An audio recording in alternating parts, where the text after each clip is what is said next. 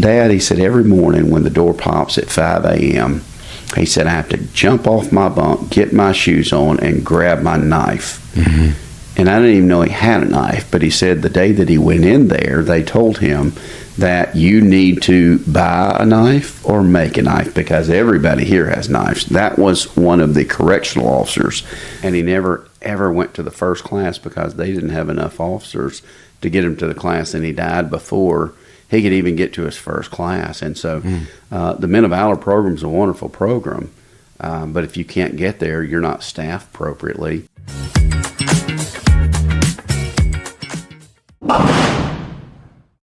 Hey team, Jim Cripps here with the Charge Forward podcast, and I've got a great guest for you today. I've known Tim for a long time. He's the owner and operator of both Tim Leeper Roofing and Mama's Metal Roofing here in Middle Tennessee. Tim, welcome to the show. Thanks for having me. Good deal, man. Well, we go way back. It's not like we hung out a lot in high school and that kind of thing, but I think we've known of each other for almost 35 years. And Nikki works with you. And, of course, I graduated with Nikki. And Nikki's taking on some new roles there with you, too, right? Yeah, it sure is. So Nikki is taking on some ownership in Mama's Metal Roofing. It's one of those things that we'll talk about here in just a little bit, but it's something that we created this company, and now I've created a job and created extra work for myself that I now don't need, and so Nikki's stepping up and going to fill that gap for us. Yeah, and you started that company really for the main reason that we're sitting in the studio today, and you had a ton of spare time on your hands before that with just running a small roofing shop called Tim Leeper Roofing.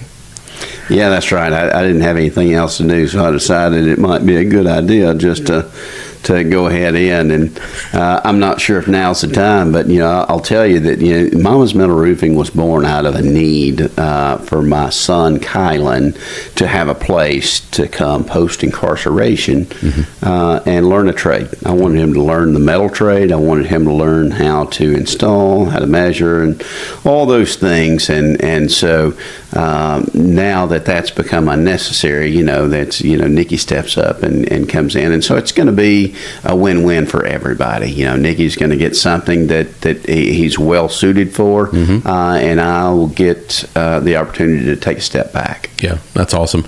Well, Nikki's worked with you for a long time, right?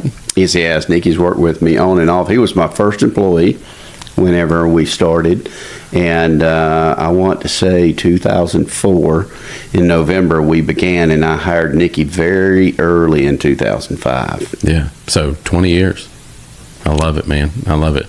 Well, I would love to say that we're here to have a joyful conversation, but the reality is sometimes reality is tough, and you guys have been through it 100%, but you're trying to help make sure it doesn't happen to other families, and so I'm sure at some point we'll back way up and talk about the yesteryear, but in recent years, you lost a son.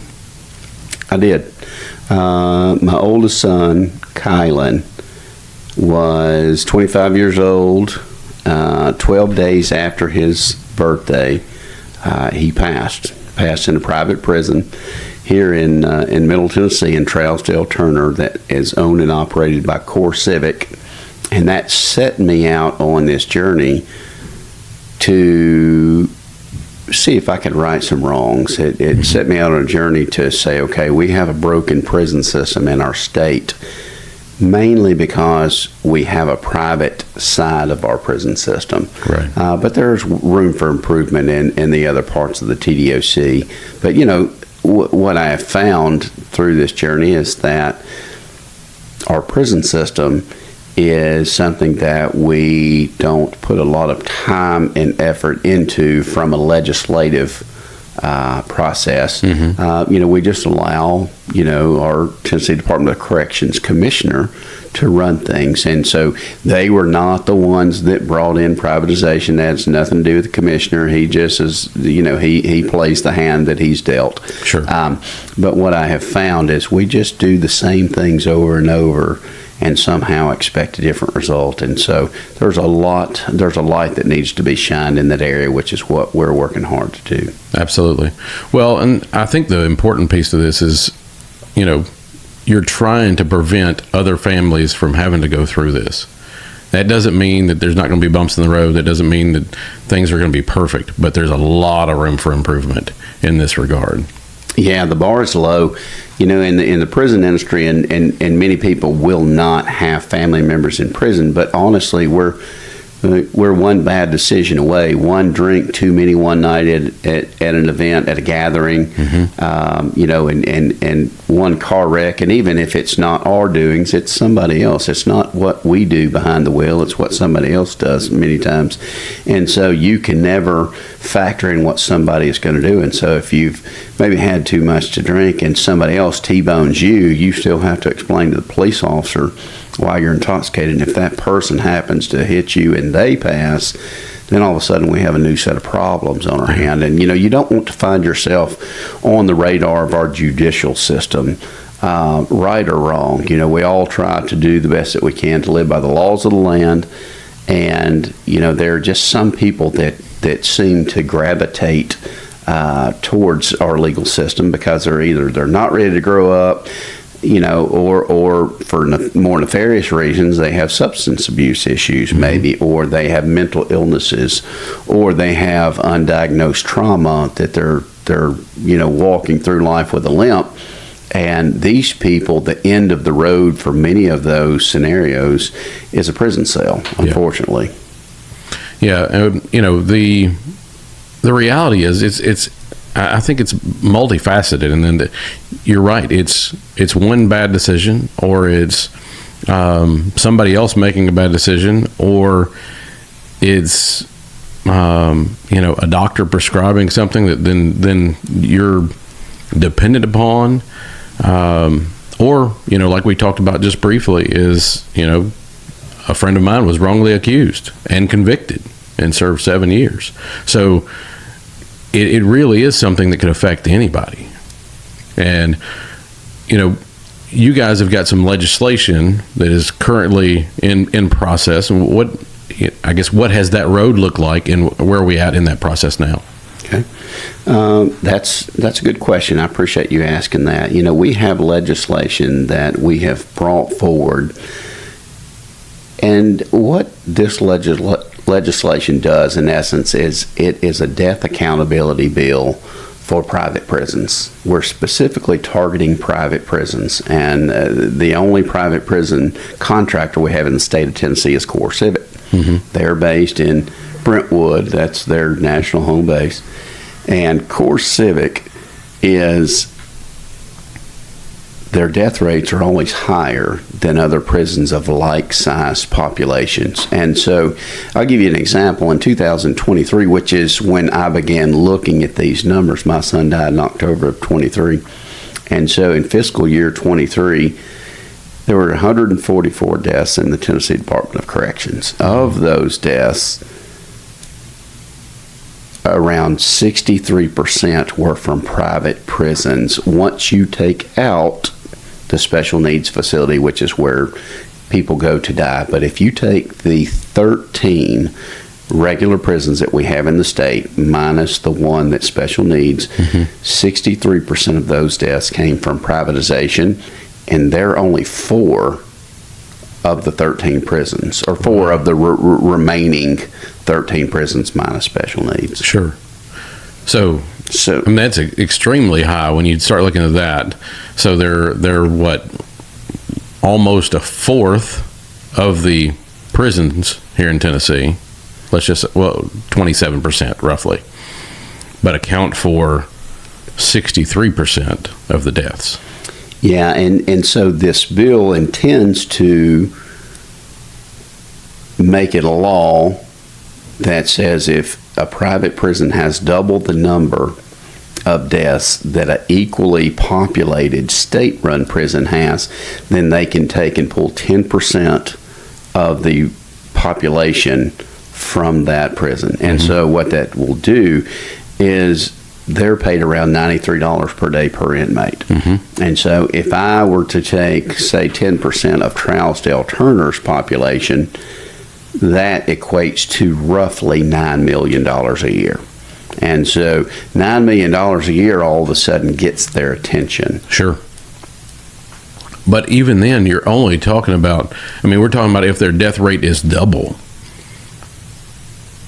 That, to me, that still seems extreme. It's extreme, and the bar, you would think, well, that's so high, there's no way they'll have double the deaths. But, in fiscal year 23, they had 28 deaths.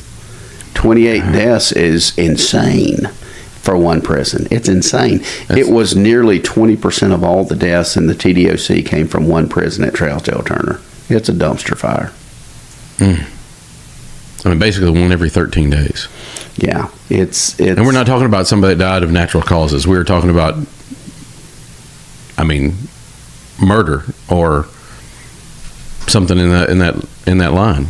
Murder, overdoses. There's an extreme amount, an insane amount of drugs that come in through these prisons, and mainly my frame of reference is Trousdale because that's where my son was. But it really is become an open air drug market. You have affiliated gang members that are guards there.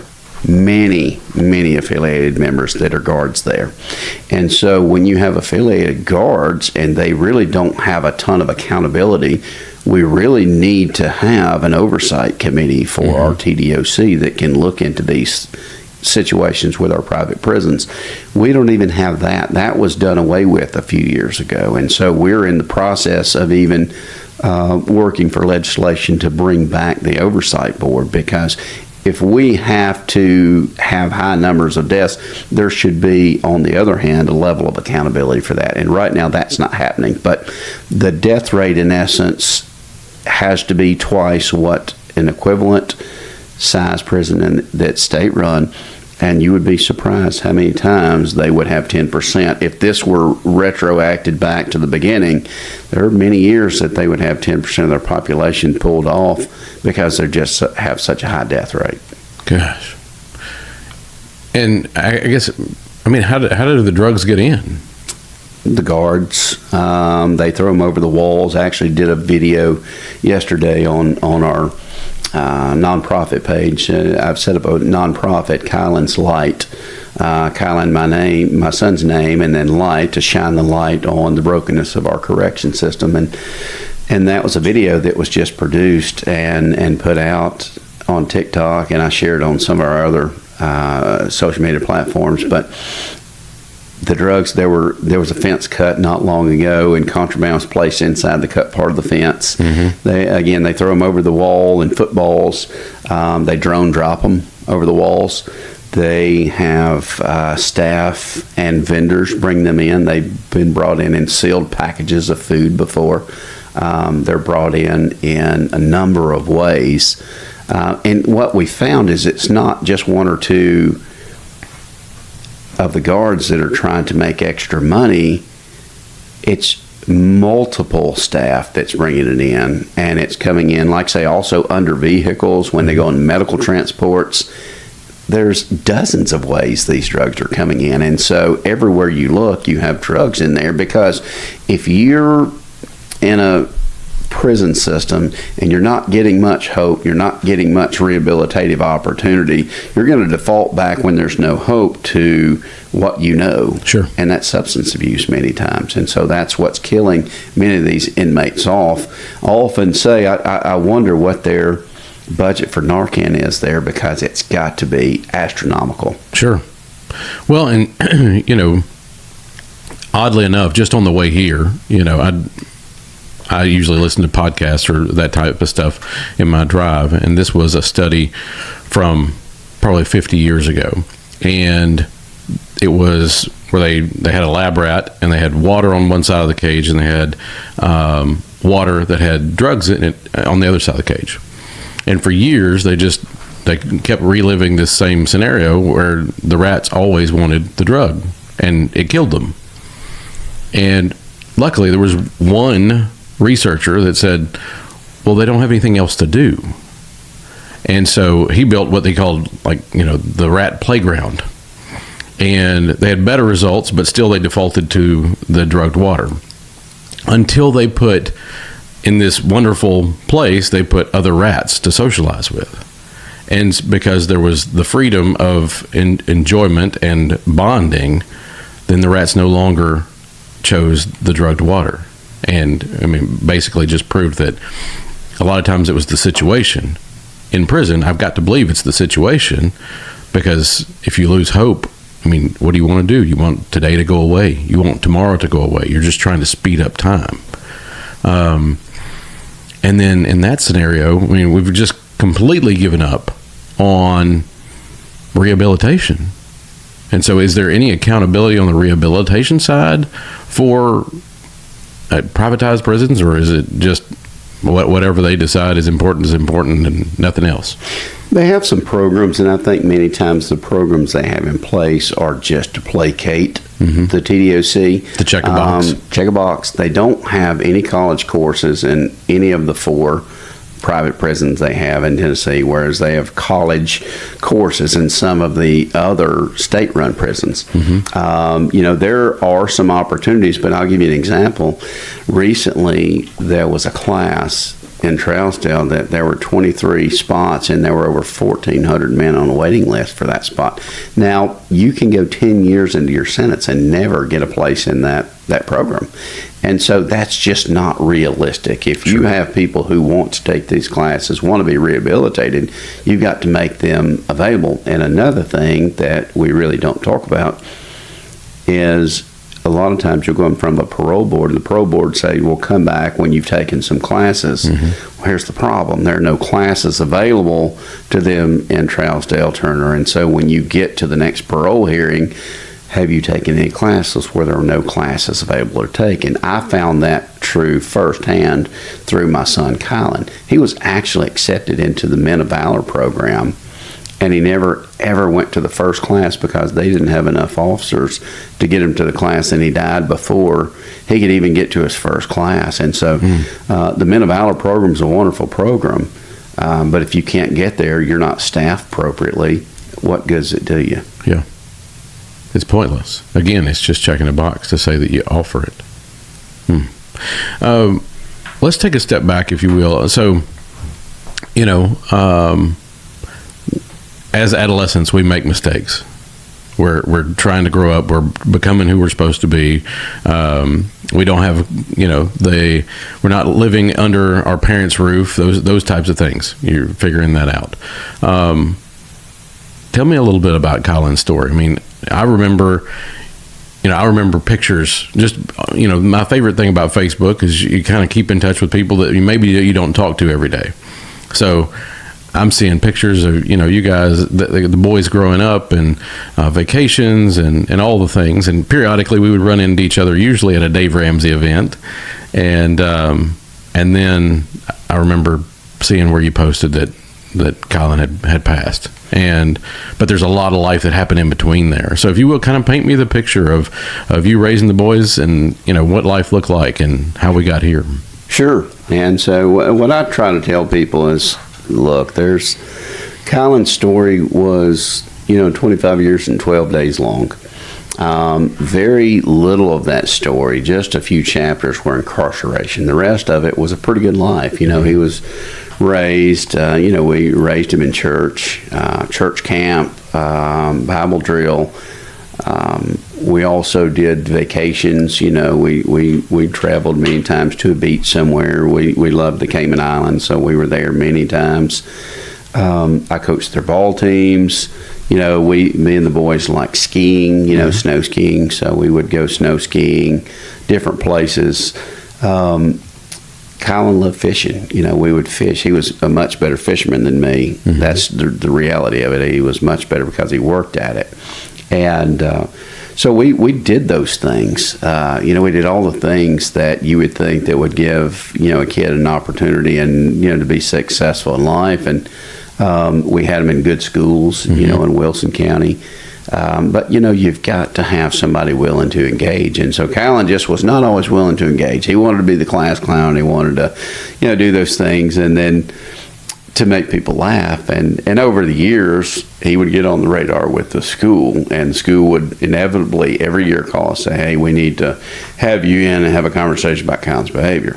And then, the teacher gave way to the guidance counselor, the principal, the vice principal, and other teachers. And so it became more of an ordeal. Then he began to, in middle school, he began to go in and out of alternative school, just doing foolish things, nothing ever major, but it was enough of a behavioral distraction that was not right to distract everybody else from their learning environment. And so I was always a advocate for the school to say, hey, you do what you need to do. We are not going to let him take over these classrooms and be problematic in here. And so we did that. And then there came a time in his early high school years, maybe his ninth grade, where there was a Judge Tatum in Wilson County. He was one of my favorite people because he was always so fair. And he said, Kylan, he said, your dad is out here working. He's an honorable man. He's got a good reputation. He's got a good company. And he says, you're just not doing him any favors with the way that you're acting, and that reflects poorly on him and his name. And he said, I need to see better from you. And he said, I'm going to give you one more chance. He'd been back and forth a couple of times. He said, the next time you come before me, you need to bring a toothbrush with you. And so the next time he came in, he said, Mr. Leeper, he said, how is our behavior? Are we making the necessary changes? I said, no, sir, we're not. I said, we are not doing the things that we need to do. I don't think he's taking it serious.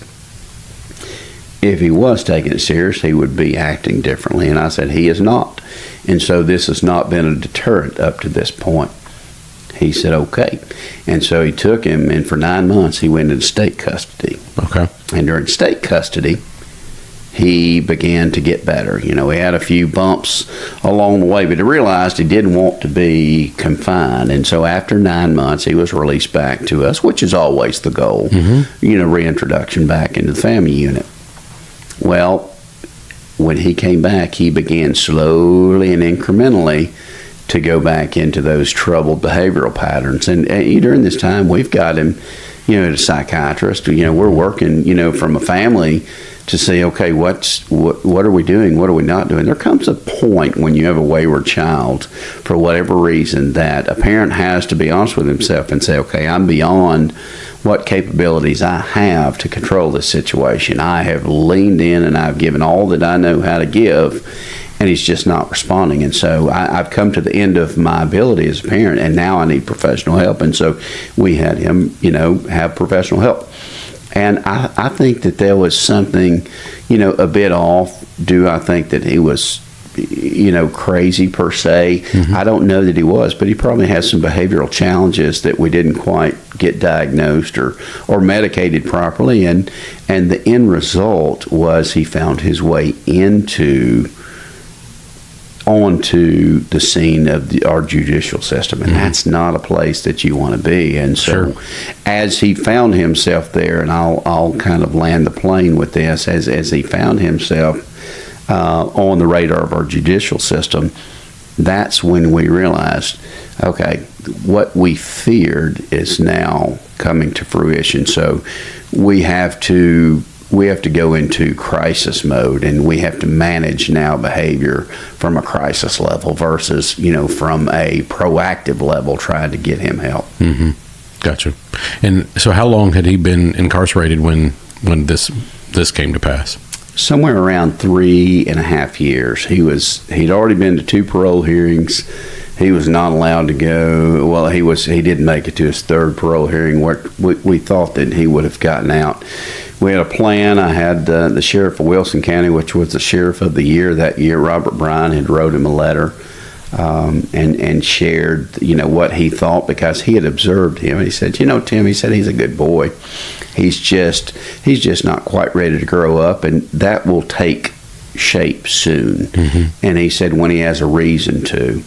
And he said, so it's not that he's a bad kid. It's just that he's got these behavioral issues that won't allow him to do what he needs to do. But I think he'll be fine. He'll be well adjusted and successful once he's on the backside of this. And so he asked me if he could write a letter for him, and I've never forgotten that, and I never will. But we're now on this place where we're having to manage by crisis. And, when you start having parole hearings, now we're at a level that you never envision as a parent. When your child is born, you wonder where they're going to work. You wonder where, who they'll marry, how many children they have, where they will live. A number of things you wonder. You never wonder how the parole hearing is going to go, and you certainly never think and you never consider in all your plans for your children that you'll bury them one day. That's just something that never crosses your mind. What's something, because I'm sure there's people that are listening to a clip from this or listening to a short piece of it, and they think this can't happen to them. What would you tell somebody like that? I would tell them, I pray and hope that it does not. I would never wish this on anybody, but it does happen. For whatever reason, some children are more susceptible to substance abuse than others, and it just takes that first time getting high for them to go to that and gravitate towards that. Sometimes it's behavioral issues or mental issues, in behavioral in my son's case. And I would go ahead and group him in maybe, some mental issues that weren't diagnosed. Sometimes it's those things. And sometimes it's just a bad decision. We just make that decision to have one too many drinks, one too many beers, and somebody else crosses the center line and hits us and they die. Now all of a sudden you're on the hook, for this death, and sometimes that can cost 8 years of your life. Sure. And if you're found in a situation like that, nobody ever thinks that it will happen to them until unconsciously it does happen to them. And so when that does happen, I just would tell you that there's very little help for people that are incarcerated in our prison system. And what I mean by that is I get calls because people have been following this legislation and they see our nonprofit and we produce videos. But I get so many calls from families that say, I don't know if my loved one is dead. We don't get any information. And it's as bad as you think it is. As bad as you think it is, it's worse. Because you don't know if your loved one's alive or dead. There are times that people have found out weeks and months later that their loved one has passed, and somebody had to bury that body, and so they didn't even have a chance to say goodbye to their loved ones. In some cases, that's extreme, but it happened at Trousdale, and sometimes that's a mix-up in communication because typically the chaplain will call in that case. But so many families reach out to me and say, "Tim, do you think you can help me find out if my person is safe?" That should never be up to an individual or even a nonprofit to give information to people who are incarcerated. And I just struggle to think that these are Tennessee residents who happen to be incarcerated. Do their lives not matter any more than to let the family know that they're safe, that they're alive? If there's a stabbing, why should they not know that this happened to their loved one? Yeah. They don't get those answers. When somebody's stabbed in prison, you don't get those answers. You don't know your son's stabbed until he calls or another inmate calls on their behalf. And so they just keep you in the dark. And that's a terrible way to live, because now not only is the offender the one doing this time and he's paying for for his crime against our society, but now the families are also dragged into that. Sure. Well, you said something there that had never even crossed my mind, that there would be so little accountability that another inmate might be the one to call and tell you that something happened. That happened to us quite a few times. When our son was locked down or he was in segregation for whatever reason, and you can go into those places for refusing a cell assignment. They call it RCA, refusing cell assignment, is the shorthand for it. But what that means is if there's a gang member or if there's somebody in there that is meaning to do you harm, and you say, hey, I can't go in there with that person. Can you put me somewhere else? That's a refusing cell assignment. And so that can get you written up, which in turn can lose your parole. So it doesn't matter if that guy's killed 1 or 2 people. There was a situation in one of the core civic prisons last year, a kid named Matthew Vogel. I say he was a kid, he was 39 years old. Had 4 children. He was in there for a parole violation in South Central, I believe it's South Central Prison, which was a core civic prison. There was a guy in there that had already killed 1 cellmate. He was in there for murder, so that means he had committed a second murder in prison. He didn't feel safe with him in there, and so he told him he didn't feel safe. Didn't matter. They put him in there. The day before he was to go home, he was killed in his cell by this cellmate that he begged not to go in there. They don't care. They are desensitized to death and human suffering. And again, I could tell you story after story. That's not why we're here. But I assure you that the average person does not realize how violent prison really is or can be, especially in private prisons where they have so few correctional officers to oversee the violence. And the things that I could tell you that I won't today, just know that as bad as you think prison is, it's worse, and especially in our private prisons. And there has to be a level of accountability. When somebody makes a mistake and they end up in a prison, that sentence is not a death sentence. It's not a violent sentence. It's not a prison rape sentence. And it's not the mental anxiety that my son must have gone through in his life. He would say, Dad, he said, every morning when the door pops at 5 a.m., he said, I have to jump off my bunk, get my shoes on, and grab my knife. And I didn't even know he had a knife, but he said the day that he went in there, they told him that you need to buy a knife or make a knife because everybody here has knives. That was one of the correctional officers, intake officers, that told him this. And he realized quickly it was true because the first week he was there, he was stabbed. There was a guy that was trying to rob him, so he stabbed him in his arm, a defensive wound, right? And he had a scar about the size of my pinky and also about the height of my pinky. It's a keloid scar when you don't get any treatment. Sure. And so he never got stitches, and so we visited him a couple of months later when he finally got our visitation right. And he said, that's where he stabbed me. And we realized, wow, because he's sitting there for 3 days he didn't go to the hospital. They didn't give him stitches. I had to send him a $10 cash out for Dial soap and bandages because they weren't giving him medical treatment. And so for 3 days with bloody clothes and no shower, he sat in the cell not knowing where he was going to go next. And so he began to write letters and grievances that we have on file. But none of those things really matter now. And so what they're being used for is there's a lawsuit. My grandson now has a trust that's been formed. I'm not next of kin. He is next of kin. And so because I am not next of kin, I can't sue Core Civic. I would love to sue Core Civic, but I can't. And so his trust is suing Core Civic. And so that's what we're using some of these grievances for now. Sure. But I just would want the listeners to know that, you never think it can happen to you until it does. And when it does, it's worse than anything I've ever seen. We treat our prisoners of war in this country better than we treat our prisoners that live here and are residents of our states and our country. We also treat livestock better than we treat some of our prisoners. And not in every case, and some prisons are better than others.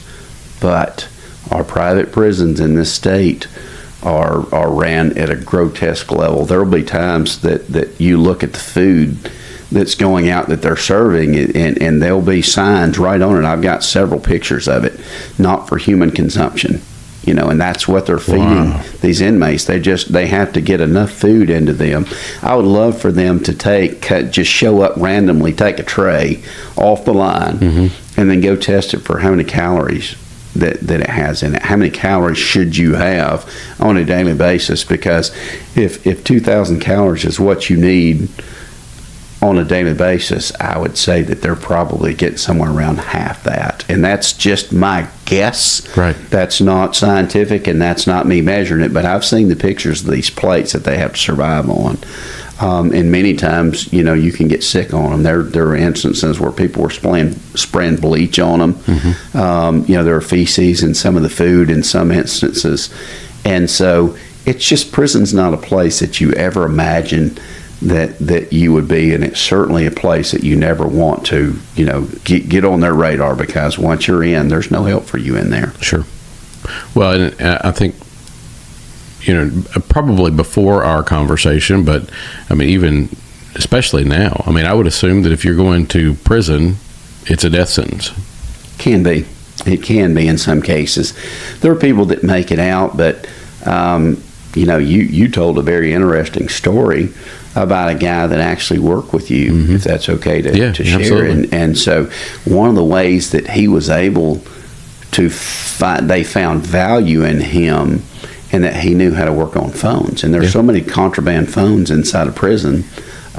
People wouldn't believe it, but I've got videos from inmates on a regular basis. When Kylan was there, I paid a certain amount of money for him to be able to video call us from mm-hmm. time to time. Not often, but right. From time to time when he had access to somebody in that area of the prison. And so, but his value was found that he could work and fix phones. And so they kind of protected him for that reason. Oh, he told me that directly. In fact, the day that he got out, and he was, just in transparency, he was wrongly accused. We all knew that there was no way that he had done what they said he had done. And then he served 7 years before it finally got overturned. And the judge that overturned it said that the DA acted in gross negligence. I believe that was the exact words. But because she had already become a judge, she was untouchable for her actions, which I think is just absolutely disgusting.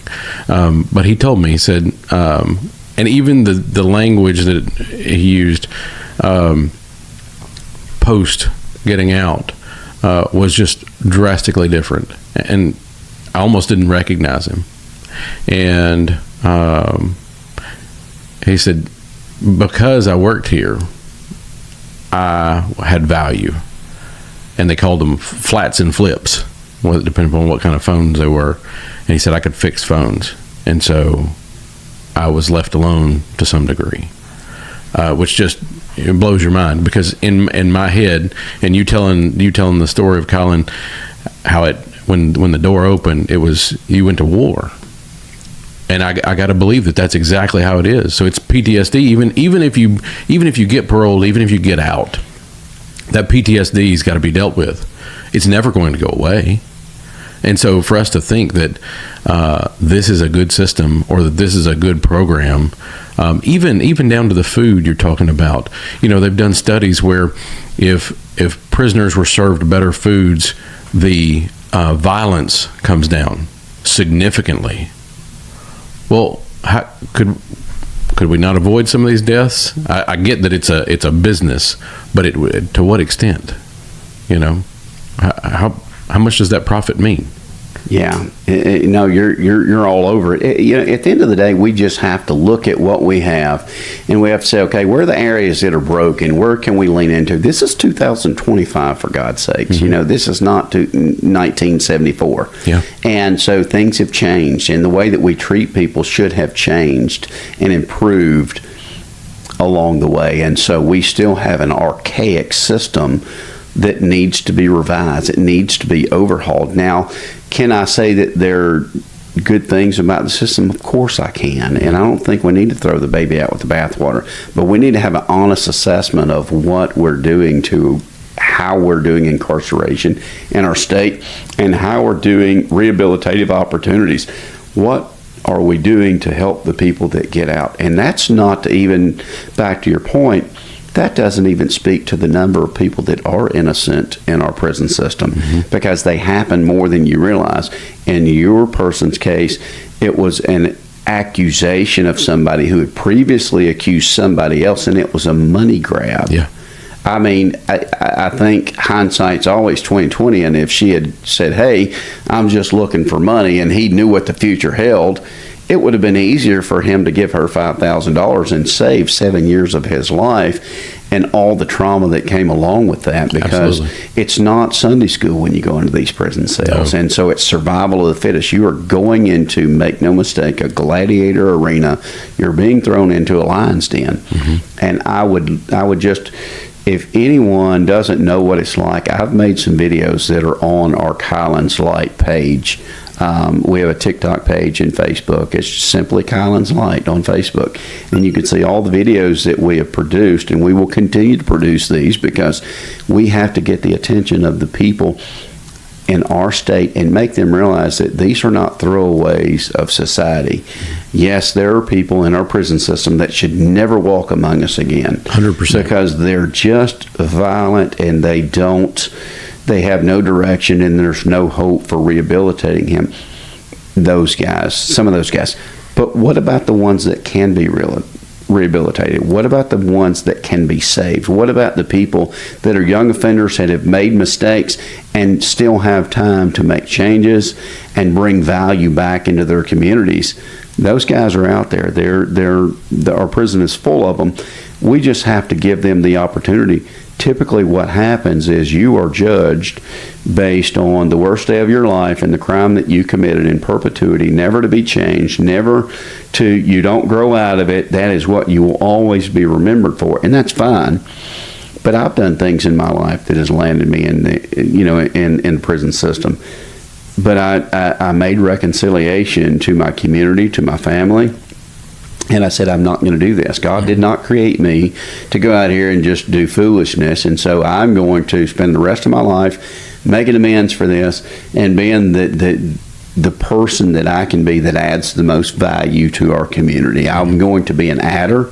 I'm not going to be a taker. And so that's what we have to do to our young men who are going into our prison system. Give them the tools and the opportunity to address those unresolved traumas that they have. They are walking around in their lives with limps because they've learned to walk without knowing what's wrong, why they behave a certain way, why they act a certain way. Well, there's sexual abuse that's real. There's physical and violence abuse that's real. Some people are raised by single mothers or fathers, and they don't have the energy and the time many times to invest in them. And this is not to demean single motherhood or fatherhood, but it's it's oftentimes easier when there's two people fighting for the same goal. But these people are walking around with all these unresolved traumas and substance abuse issues and mental issues. They need to be weeded out and say, okay, your level of help is different. Your level of help needs to be this, and we need to bring you some impulse control. We need to give you have some forgiveness therapy that we do, and modeled after evidence-based programming, which we have. There's evidence-based programming out there that we could use, but for whatever reason, we don't spend the money on these people, and they're going to come back into our communities. That's right. They're coming back to live amongst our children and our grandchildren, and I personally would much rather have somebody that's well-adjusted, makes different decisions because he's had the tools given to him to live amongst my family members and going to my church. I want that type of individual. And so, you will pay one way or the other. You will pay in recidivism by having these people continue to go in to our prison system, and that is costly for us. Or you will pay to invest in rehabilitative opportunities for these people to get these things fixed. And guess what? Now all of a sudden, we're mending families. Mm-hmm. We're fixing families not only now but generationally, because if we begin to make these changes, and Uncle Tony is all of a sudden out of prison. He's been out of prison for the last 15 years, but something was different this time. He got tools when he was in this time, and he's different. He's holding down a job. He's doing these things that and making different decisions. He's talking a little bit different. But Uncle Tony is different, and now the nieces and nephews, the children, and the other family members want to know what's different about him. And so they go, and he says, hey, I finally was able to deal with some of the things in my life, and, and candidly, I was dealing with some traumas, and I didn't know that. And it made me behave differently, but I know that now. And so that's not giving somebody a pass. That's saying, hey, these folks maybe haven't had the same opportunities that I've had to go to a psychiatrist, to have these things diagnosed. And so I just think that there is a gap that we're missing in taking care of these people. And I know there are people who have left victims behind. Sure. And to those victims, I would simply say I can never replace the person that was taken from you or the damage that was visited on your family. But what I could hope is that we can have a changed individual. Even if he never gets out of prison, he can still have value inside that prison system to look at his life and say, okay, I wish I could talk to my 22-year-old self again because I would tell him these things. But since I can't, I'm going to tell you that, young person who's going to have a chance to get back out, don't do these things. Do these things. Invest in these things. Invest in, educational opportunities. Invest in a career. Find somebody who will apprentice you and learn a trade. Fill in the blank. And that guy can still have value in our prison system if we're utilizing them that way. But we still have to give those guys a hope that they can make a difference in somebody else's life. And that will make we derive our sense of self and pleasure by being able to provide for those around us, our family. And even if that provision is different now, and we are providing wisdom and insight to these younger men that are coming into this prison system so that they don't return the same way that they went in, there's still value in that guy. Absolutely. Well, it's the self-worth that's derived from that, which is also where a lot of hope is derived. And so I get it if you're in a hopeless situation. And the other thing that I see that is, especially in these private prisons where the death rate is so much higher, the violence rate is so much higher, is what do I expect out of that person if they have to become an animal in order to survive every time the door opens? How would I expect them to be assimilated or better to come back into society? I couldn't. I mean, if you just close your eyes and think about that for a moment, where number one, on minute one, you're told you need to buy or make a knife in order to make it to tomorrow. And that same system is saying you'll need to be rehabilitated before you get out of here. You just said I had to become something worse than I was to get here in order to survive to tomorrow. That's insanity for them to think that that's going to work. Yeah, no, that's fair.